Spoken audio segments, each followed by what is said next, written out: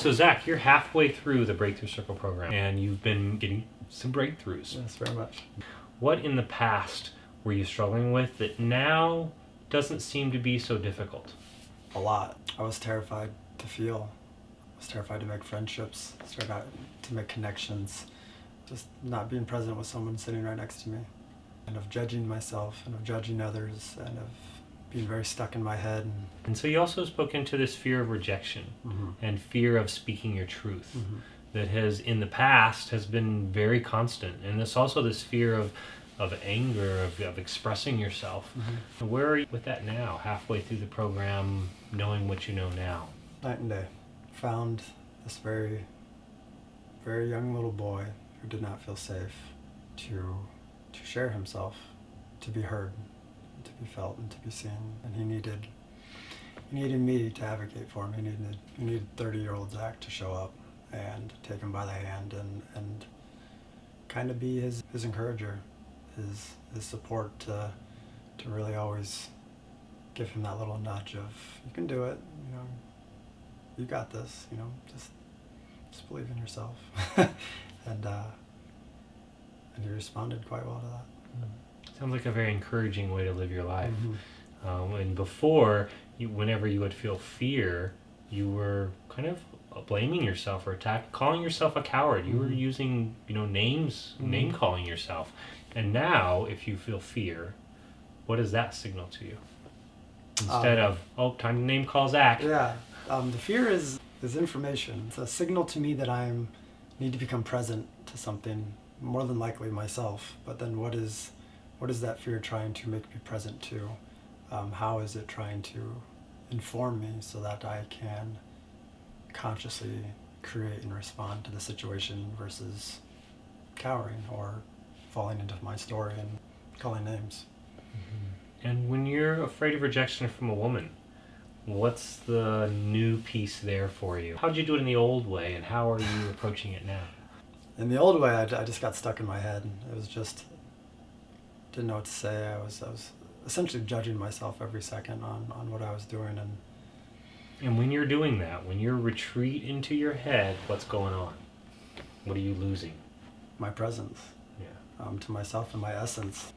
So since you don't have access to that, it's not going to go very well. No. Because you don't have access to your presence and to the present. And which is what people are seeking. And you're with the woman, that's what she wants, is your presence. It makes sense that you've had the experiences you've had. Very much. And that's what you learned. So it makes perfect sense.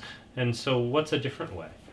There is still fear there that comes up, but it's to bring myself back into awareness of myself and to really kind of respond somatically with her to what is present in the moment with me, to what am I feeling now, what am I seeing now, what am I hearing now, what am I enjoying now, and coming from that place of self-ease and compassion that there's no real rejection here if she doesn't choose me. The rejection comes on my end after it's over, so just to show up and share. And whatever comes of it will come of it. And what I loved seeing was you affirming for yourself how even if she chooses not to date you, that you can hold yourself in that and love yourself and support yourself in that, and that you have tools to do that. Yes.